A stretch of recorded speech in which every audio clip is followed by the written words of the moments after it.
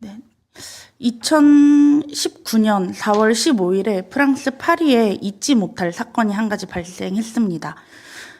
바로 노트르담 대성당에 화재가 발생한 사건이었습니다. 약 850년의 전통을 가진 노트르담 대성당은 프랑스인들에게는 고딕 건축의 걸작 그 이상의 의미를 가지고 있었습니다. 이들에게 노트르담은 시대를 초월하는 특별한 역사적 상징물이었고 또 그들의 종교적인 상징이었습니다. 당시 프랑스 대통령이었던 마크롱 대통령은 노트르담 대성당의 화재를 보고 우리의 일부가 불타고 있다라고 말하기도 했습니다. 이 노트르담 대성당의 복원을 시작하면서 복원 방식을 둘러싸고 한 가지 논쟁이 발생했습니다. 어떤 논쟁이었냐면요. 원래의 디자인으로 이 건축을 다시 복원할 것인지 아니면 새로운 방법으로 재건축을 할 것인지를 두고 논쟁이 발생했습니다. 마크롱 대통령은 복원 과정 중에 성당 내에 현대식 스테인글라스를 설치하겠다는 계획을 내어놓기도 했습니다. 또 한 건축가는 자신의 예술적 비전을 홍보하기 위해서 실현되지 않을 것을 알면서도 옥상에 수영장을 설치하겠다는 다소 무리한 계획안을 내놓기도 했습니다. 이에 대하여 프랑스 국민들은 반발을 심하게 했겠죠. 그리고 결국에 성당은 화재 직전 있는 모습 그대로로 복원을 하기로 결정했습니다. 이 노트르담 대성당 화재와 또 복원의 과정은 프랑스 국민들이 성당의 의미를 다시 한번 생각해보는 계기가 되었습니다. 역사학자인 미셸 파스트로는 자신이 카톨릭 신자임을 밝히면서 이렇게 이야기했습니다. 노트르담 대성당에 기도하러 간다는 생각을 해본 적이 없다. 이 이야기는 노트르담 대성당이 그들 안에도 대성당 관광지로 자리 잡았다 보니 신자와 관광객이 공존하는 상황에 노트르담 대성당을 어떻게 재건할 것인지 또 어떻게 복원할 것인지를 두고 이야기하면서 한 말입니다. 미셸 파스투로는 노트르담 대성당을 복원할 때 성당의 의미를 살리는 것보다는 박물관으로서의 역할을 살리기를 더 주장했습니다. 그러나 파리 대교구장인 미셸 오프티 대주교는 노트르담 대성당이 지금까지 왔었던 그대로 성당이 지어진 이유대로 남아있어야 한다고 이야기했습니다. 대주교는 노트르담 대성당이 본래 지어진 이유대로 하나님에 대한 찬양과 인간의 구원을 위해 남아있어야 한다고 주장한 것이었습니다. 프랑스 국민들은 대성당의 존재 의미를 확립해야만 했습니다. 대성당의 존재가 무엇인지에 따라서 어떻게 복원할 것인지가 결정이 되었기 때문입니다. 결국 노트르담 대성당의 화재와 복원 과정은 프랑스 국민들이 대성당의 의미를 다시 한번 생각해 보는 계기가 되었겠죠. 오늘 본문 속의 성전의 모습은 시장과 다를 바가 없었습니다. 성전에서 상인들이 가축을 팔고 있었고 또 환전상들이 상을 펴고 높은 수수료를 받으면서 환전을 해주고 있었습니다. 당시 성전의 모습은 성전의 의미를 많이 잃어버렸습니다. 시장과도 같은 곳이 되어버렸습니다. 노트르담 대성당이 성당의 의미를 잃고 관광지로서의 역할이 강조된 것처럼요. 예수님은 오늘 말씀을 통해서 의미를 잃은 성전을 정리하십니다. 그리고 오늘 우리에게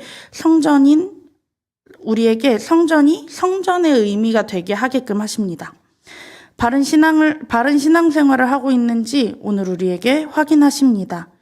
오늘 말씀을 통해서 우리가 바른 신앙생활을 하고 있는지, 성전이 성전의 역할을 제대로 감당하고 있는지를 함께 살펴보기를 소망합니다. 첫 번째로 우리가 바른 신앙생활을 하고 있는지 점검하려면 첫 번째로 우리 마음의 중심을 점검해야 합니다. 예수님은 유대인들에게 가장 중요한 명절인 유월절을 지키기 위해서 예루살렘 성전으로 이동하셨습니다. 예수님께서 성전에 도착하셨을 때 성전에는 믿지 못할 일들이 펼쳐지고 있었습니다. 성전 뜰 안에서 소와 양과 비둘기를 팔고 있는 사람들이 있었고 또 상에 앉아서 돈을 바꿔주는 사람들이 있었습니다. 예수님은 이 모습을 보시고 노끈으로 채찍을 만드셔서 소와 양을 다 성전에서 내쫓으시고 또 돈을 바꿔주는 사람들의 돈을 쏟으시면서 상을 엎으셨습니다. 사실 성전 안에서 소와 양과 비둘기를 파는 이 상인들은요, 또 돈을 바꿔주는 상전상들은 제사를 드리러 오는 유대인 순례자들을 돕기 위해서 이 자리에 있었던 것이었습니다. 6월절이 되면 수많은 유대인들이 예루살렘 성전으로 와서 제사를 드려야 했기 때문에 이 일을 시작한 것이었는데요. 6월절이 되면 이 제사를 드리기 위해서 흠없는 제물을 멀리서부터 가지고 왔어야만 했습니다. 그런데 유대 지역 밖에서 예루살렘으로 먼 길을 오는 순례자들에게는 이 흠없이 제물을 가져오는 것이 굉장히 어려운 일이었습니다. 그렇기 때문에 성전에서 그들이 제사에 사용할 수 있도록 흠없는 제물을 팔고 있는 것이었습니다. 또 돈을 바꿔주는 사람들은 로마 주화를 두로의 주화로 바꾸어 주었습니다. 당시에 황제의 이미지가 새겨져 있는 로마의 주화를 그대로 사용할 수 없었기 때문에 유대에서 통용되던 두로의 주화로 바꾸어서 상전에서 성전세로 바꾸어서 사용할 수 있도록 해준 것입니다. 그렇기 때문에 로마 전역에서 오는 유대인 순례자들의 제사를 돕기 위해서 그들은 돈을 바꾸어 주고 또 흠없는 제물을 팔고 있었습니다. 이렇게 보면 상인들과 환전상들은 그렇게 나쁘고 못된 사람들은 아닌 것 같습니다. 어쩌면 멀리서 오는 유대인들의 제사를 돕기 위해서 봉사하고 있는 걸지도 모르겠습니다.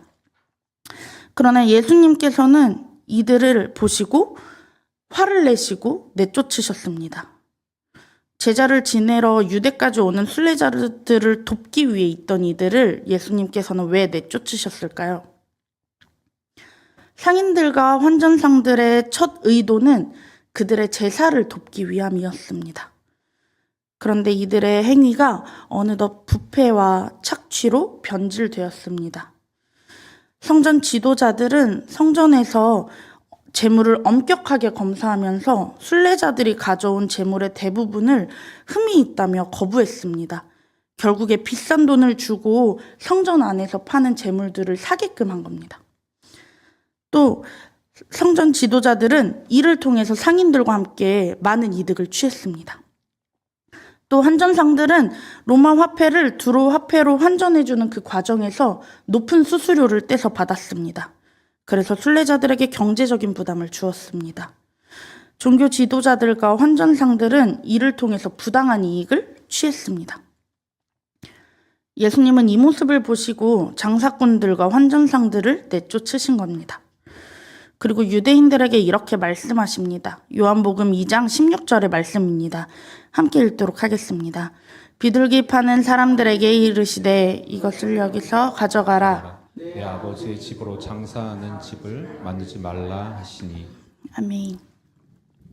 예수님은 성전에서 장사하는 자들을 내쫓으시면서 내 아버지의 집으로 장사하는 집을 만들지 말라 하십니다. 예수님께서 이렇게 말씀하신 이유는 그들의 마음의 중심에 무엇이 있었는지를 아셨기 때문입니다. 겉으로 드러나는 그들의 모습은 멀리서 오는 순례자들을 돕는 자들의 모습이었습니다. 하지만 그들의 마음의 중심에는 제사를 위한 마음이 아닌 그들의 이익을 위한 마음이 자리 잡고 있었습니다. 그렇기 때문에 예수님은 그들에게 화를 내신 것입니다. 우리는 이 말씀을 우리의 삶에서 어떻게 적용해야 할까요?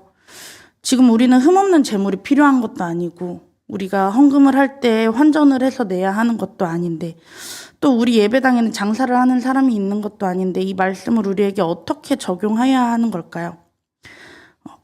바로 예배에 나오는 우리의 마음의 중심에 어떠한 것들이 있는지를 확인하고 또 점검해야 합니다.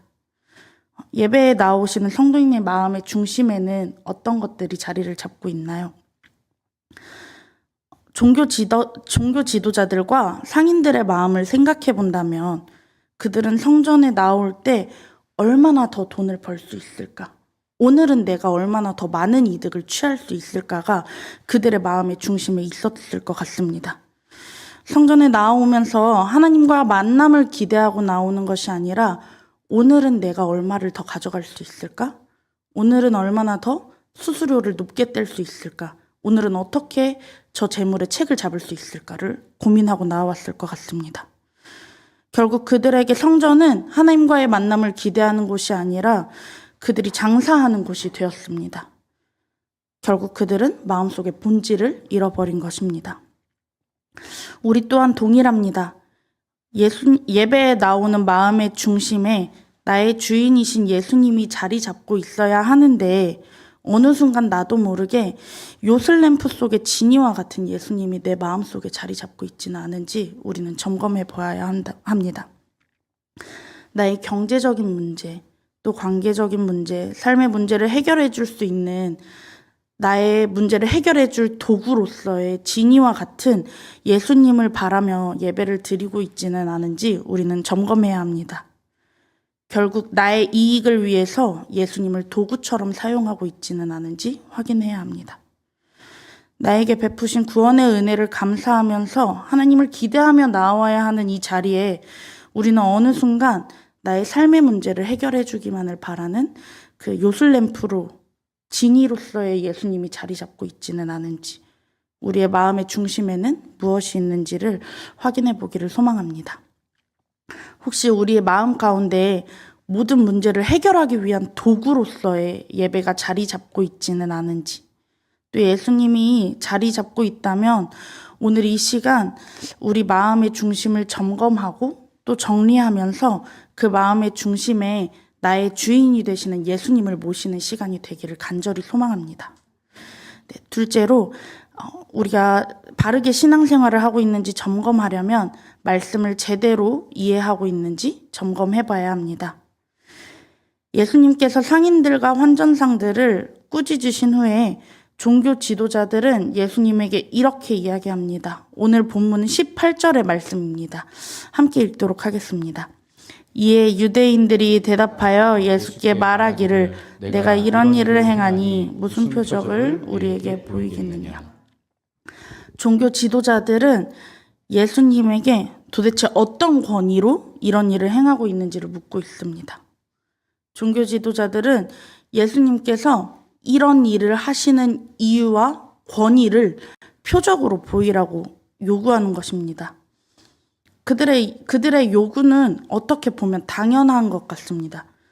상인들과 환전상들이 성전에서 장사할 수 있도록 허락한 것은 종교 지도자들입니다. 그렇기 때문에 갑자기 나타난 예수라는 사람이 모든 것을 뒤집어 엎어버리고 종교 지도자들의 그 허락한 것들을 모두 엎어버릴 만큼의 권위가 있는 사람인지 종교 지도자들은 확인이 필요했습니다. 그래서 종교 지도자들은 이런 행동을 한 예수님에게 그분의 권위를 표적으로 입증하라고 하신 것입니다. 이에 대해서 예수님은 이렇게 대답하십니다. 예수께서 대답하여 이르시되 너희가 이 성전을 헐라 내가 사흘 동안에 일으키리라. 예수님은 성전을 헐라고 이야기하십니다. 이에 종교 지도자들의 반응은 이렇게 나타납니다. 유대인들이 이르되 이 성전은 46년 동안에 지었건을 내가 3일 동안에 일으키겠느냐 하더라.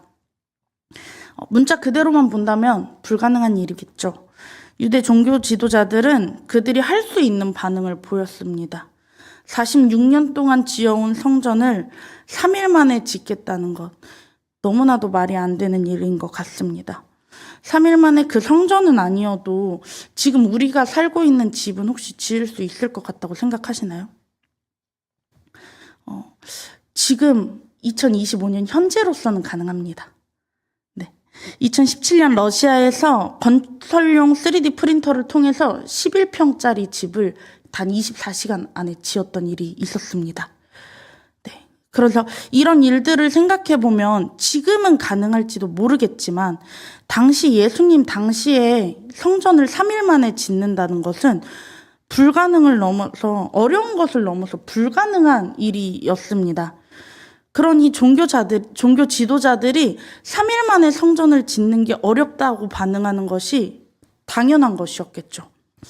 또 예수님의 말씀의 의도를 몰랐다면 이런 반응은 더욱더 당연한 것 같습니다. 지금의 상황이라면 더욱더 그렇습니다. 성전에서 고위 간부와도 같은 종교 지도자들이 허락한 장사와 환전을 뒤엎은 당신은 대체 누구냐? 그런 권한이 당신에게 있냐? 물었더니 이제는 성전을 무너뜨려라. 내가 3일 만에 지어 올리겠다. 이렇게 이야기하는데 46년 동안 이 지은 성전을 3일 만에 짓겠다고? 그럼 당신은 대체 누군데? 라는 또 다른 반문이 나오는 게 너무나도 당연한 것입니다. 종교 지도자들의 이러한 반문에 예수님은 더 이상 대답하지 않으십니다. 예수님과 종교 지도자들의 대화는 종교 지도자들의 반문으로 끝이 납니다. 예수님은 종교 지도자들의 반문에 더 이상 어떠한 설명도 대답도 하지 않으십니다. 당시 그곳에 있던 종교 지도자들, 유대인들, 심지어는 제자들까지도 예수님이 하신 이 행동에 대하여 또 유대인들의 질문에 대하여 예수님은 대답하지 못했다고 생각했습니다. 예수님은 오늘 이 사건에 대하여서 종교 지도자들에게 이 이후에 어떠한 부연 설명도 반박도 하지 않으셨습니다. 그렇기 때문에 이 자리에 있던 모든 사람들은 예수님의 이 말을 이해하지 못했습니다. 당시 제자들 또한 예수님의 말씀을 제대로 이해하지 못했던 것 같습니다. 요한은 22절에서 이렇게 설명하고 있습니다. 죽은 데 가운데서 살아나신 후에야 제자들이 이 말씀하신 것을 기억하고 성경과 예수께서 하신 말씀을 믿었더라. 그 자리에 있던 제자들 또한 오늘의 사건 속의 예수님의 대답을 예수님의 죽음과 부활 이후에야 기억을 했고 또 믿었습니다. 그렇다면 예수님의 말씀은 무엇을 의미하고 있는 것일까요? 이를 위해서 요한이 우리에게 부연 설명을 해주고 있습니다. 오늘 말씀 21절의 말씀입니다. 함께 읽겠습니다. 그러나 예수는 성전된 자기 육체를 가리켜 말씀하신 것이라. 아멘. 예수님이 말씀하신 이 성전은 예루살렘 성전이 아닌 바로 예수님 자신의 몸을 가르치신 것입니다. 너희가 이 성전을 헐라는 이 말씀은 유대인들이 예수님을 죽일 것을 예고하신 것입니다. 또한 내가 사흘 동안에 일으키리라 라는 말씀은 예수님이 3일 만에 부활하실 것을 예고한 것입니다. 예수님은 왜 예수님의 몸을 성전으로 표현하셨을까요? 구약에서 성전은 하나님의 임재와 만남의 장소였습니다. 그러나 저희가 방금 전에 살펴본 그 성전의 모습은 하나님과의 임재와 만남의 장소로 보기는 어려운 것 같습니다. 이미 장사하는 곳이 되어버렸습니다. 에스겔 10장 18절에서는 여호와의 영광이 성전 문지방을 떠났다고 설명하고 있습니다. 이러한 구약의 말씀들만 보아도 당시 성전은 이미 성전의 역할을 감당하지 못했습니다. 이 사실을 알고 계셨던 예수님은 하나님의 임재가 머무는 곳이 이제는 성전이 아니라 건물로서의 성전이 아닌 바로 예수님 자신임을 설명하신 것입니다. 바로 예수님이 참 성전이신 것을 말씀을 통해서 나타내신 것입니다. 또한 예수님의 부활은 하나님이 세우신 새로운 성전, 곧 교회 공동체의 기초를 의미합니다. 예수님의 죽음과 부활 이후로 우리는 예수님 안에서 성전이 되었습니다. 우리는 이제 예수 그리스도의 몸된 교회로서 삶 자체가 예배가 되어야 하며 또 거룩을 지키는 성전으로 살아가야 함을 오늘 말씀을 통해서 말씀하고 계십니다. 그것이 바로 예수님의 말씀을 제대로 이해하는 것입니다. 그리고 예수님의 말씀을 제대로 이해했다면 우리는 그 말씀대로 살아가야 합니다. 지난주 말씀을 통해서 우리는 예수님께서 보여주시는 표적이 되게 하려면 그것이 무엇을 가리키고 있는지 정확히 알아야 함을 우리는 알았습니다. 그렇다면 우리는 정확하게 말씀을 이해하고 그 표적이 되게 하는 제자들이 되어야 합니다. 표적으로 예수님이 누구인지 보여달라고 했던 종교 지도자들은 예수님의 죽으심과 부활 이후에도 오늘의 사건이 예수님의 표적이었음을 알지 못했습니다. 그러나 제자들은 예수님의 죽으심과 부활 이후에 예수님의 말씀을 바르게 이해하고 예수님의 말씀을 믿었습니다. 표적이 되게 하기 위해서는 그 표적이 무엇을 가리키는지 알아야 합니다. 제자들이 표적을 바르게 이해하였을 때 비로소 표적이 올바른 표적이 되었음을 우리는 발견합니다. 그렇기 때문에 우리가 바르게 신앙생활을 하고 있는지 확인하기 위해서는 말씀을 바르게 이해하고 있는지를 점검해야 합니다. 예수님의 말씀을 바르게 이해함으로써 표적이 표적되게 하는 제자들이 되기를 진심으로 소망합니다.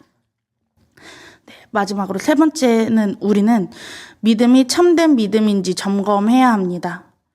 6월절에 예수님은 예루살렘에 계시면서 많은 표적들을 보이셨습니다. 오늘 본문에서는 설명되지 않지만 복음서에 나타난 다른 기적들을 보고 많은 사람들이 예수님을 믿었음을 이야기하고 있습니다. 수많은 사람들이 예수님의 표적을 보고 예수님을 믿었습니다. 그러나 문제가 한 가지 있었습니다. 23절의 말씀 함께 보겠습니다. 함께 읽겠습니다. 6월절에 예수께서 예루살렘에 계시니 많은 사람이 그의 행하시는 표적을 보고 그의 이름을 믿었으나 무엇이 문제였을까요? 사람들은 표적을 행하는 예수님의 이름을 믿었습니다. 예수님을 믿는다고 말하며 따라다니지만 예수님에 대한 참된 믿음은 아니었습니다. 그들의 믿음은 예수님이 행하시는 기적이 어쩌면 나의 삶을 조금 더 나아지게 하지는 않을까? 또는 나의 병을 낫게 해주지는 않을까? 나의 가족들이 오늘 하루를 먹고 살 만큼의 음식을 조금 더 주지는 않을까? 이런 기대감에 생긴 믿음이었던 것 같습니다. 결국 예수님을 그대로 제대로 알고 믿은 것이 아니라 예수님의 기적들과 능력을 보고 따라다닌 이들이 많았습니다. 또한 예수님은 이 사실을 아셨습니다. 뒤이어 나오는 본문에서 이렇게 설명하고 있습니다. 예수는 그의 몸을 그들에게 의탁하지 아니하셨으니 이는 친히 모든 사람을 아심이요. 또 사람에 대하여 누구의 증언도 받으실 필요가 없었으니 이는 그가 친히 사람의 속에 있는 것을 아셨음이니라. 아멘. 예수님은 사람의 마음에 있는 것을 아셨습니다. 수많은 사람들이 예수님을 믿는다고 이야기하며 그분을 따라다녔지만 예수님은 그들의 믿음이 참된 믿음이 아니라는 것을 알고 계셨습니다. 그렇기 때문에 예수님은 그들의 믿음을 신뢰하지 않으셨습니다. 예수님이 행하시는 기적을 보고 믿고 따르는 것은 누구나도 할 수 있습니다. 그러나 예수님을 바르게 알고 참된 믿음을 갖는 것은 굉장히 어려운 일입니다. 앞서 22절의 제자들은 예수님의 말씀을 바르게 이야기하고 예수님이 어떤 분인지를 바르게 알고 그분을 믿었습니다. 그들은 제자라고 불립니다. 그러나 23절부터 25절에 나오는 수많은 사람들은 예수를 믿었다고는 기록되지만 제자라고 기록되지는 않습니다. 그렇다면 우리는 마지막으로 우리의 신앙을 점검하면서 예수님을 진실로 믿고 있는지 확인하고 점검해야 합니다. 표적을 보고 예수님을 믿는 수많은 사람들처럼 예수님이 행하신 기적들을 보고 우리의 삶에 그 기적이 나타나기를 간절히 바라면서 신앙생활을 하고 있지는 않은지 우리는 살펴보아야 합니다. 말로만 예수님을 믿은 수많은 사람들과 같이 병 고침을 바라고 나의 굶주림을 채워줄 것을 바라고 또 나의 나아질 형편을 기대하면서 예수님을 믿고 있지는 않은지 확인해 봐야 합니다. 결국 다시 예수님은 나의 소원을 들어주는 요술램프 속 지니가 되어 있지 않은지 살펴보아야 합니다. 예수님을 따라다니던 수많은 사람들이 로마로부터 해방시켜주기 위해 온 왕이 아님을 알게 되고 또 그들의 기대에 부응하지 못하자 그 사람들은 예수님을 십자가에 못 박으라고 소리 지릅니다. 그들은 예수님의 뜻과 내 뜻이 다르다는 것을 알고 예수님을 십자가에 못 박습니다. 그들은 예수님을 결국에 떠나게 됩니다. 그러나 제자들은 어떻게 행동하나요? 가장 대표적으로 베드로는 예수님이 십자가에 못 박혔을 때 예수님을 모른다고 부인합니다. 하지만 예수님이 말씀하신 대로 닭이 3번 울었을 때에 베드로는 예수님의 말씀을 떠올리고 눈물로 회개합니다. 결국 베드로는 다시 그 마음의 중심에 예수님을 모시게 됩니다. 다시 돌이켜서 예수님을 증거하는 자가 됩니다. 이 말씀을 통하여서 우리는 다시 한번 생각해 보게 됩니다. 우리는 참된 믿음을 가지고 있는 자들입니까? 우리는 예수님을 따르는 팬인가요? 아니면 제자인가요? 말씀을 정리하도록 하겠습니다. 오늘 말씀을 통하여 우리는 우리가 바른 신앙생활을 하고 있는지 확인하였습니다. 우리가 바른 신앙생활을 하려면 어떻게 해야 할까요? 첫 번째로 마음의 중심을 점검해야 합니다. 우리 마음의 중심에 나를 위한 예수님이 아닌 나의 주인이 되시는 예수님을 마음에 모시고 있는지를 우리는 점검해야 합니다. 둘째로 말씀을 제대로 이해하고 있는지 확인해야 합니다. 우리는 예수님의 말씀을 바르게 이해함으로써 표적이 표적되게 하는 자들인지 확인해야 합니다. 마지막으로 우리의 믿음이 참된 믿음인지 점검해야 합니다. 마지막으로 우리가 예수님을 바르게 믿음으로써 예수님을 따르는 수많은 무리들 속에 한 사람이 아닌 하나님을 진심으로 믿고 하나님을 진심으로 따르는 한 명의 제자인지 확인해야 합니다. 오늘 말씀을 준비하면서 저도 많이 돌아보게 되었습니다. 나의 마음의 중심에는 무엇이 자리를 잡고 있는가? 말씀을 바르게 이해하고 있는가? 또 나는 정말 바르게 예수님을 믿고 있는가? 정말 솔직하게 얘기한다면 그러지 못할 때가 많았습니다.